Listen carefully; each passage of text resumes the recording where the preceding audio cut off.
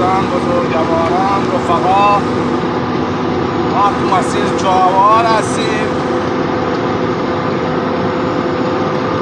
میخوام یه سورپرایزی واسهتون داشته باشم.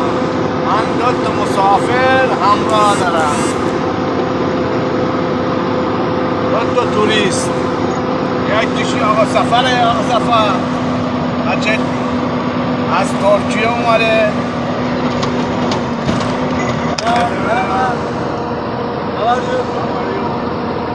این هم دخترش الان خوابیده. شیز گرد برن. این هم با عارفانه شونه. خلاصه بین راه بودن، ما سوارشون کردیم و بردیمشون همراهمون. گفتیم بین راه نمونن. سفر The good man.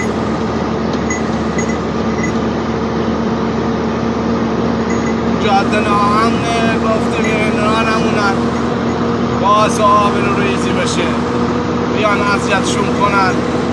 یه آقایون اصطلاح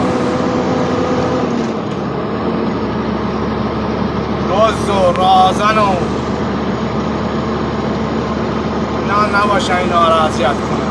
خلاصه آوردیمشون همراهمون، قرار تا چهارراه مسافرمون باشن، حالا یا زرآباد یا چهارراه.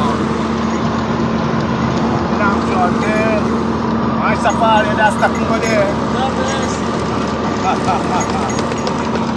میخوان برن چین، واسه شون آرزو موفقیت داریم.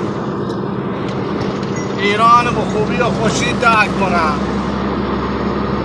آقا سفر موفق باشی. گود لاک. یه لایکی هم نشون بده. لایک very good. درفنم بشم خوابیده.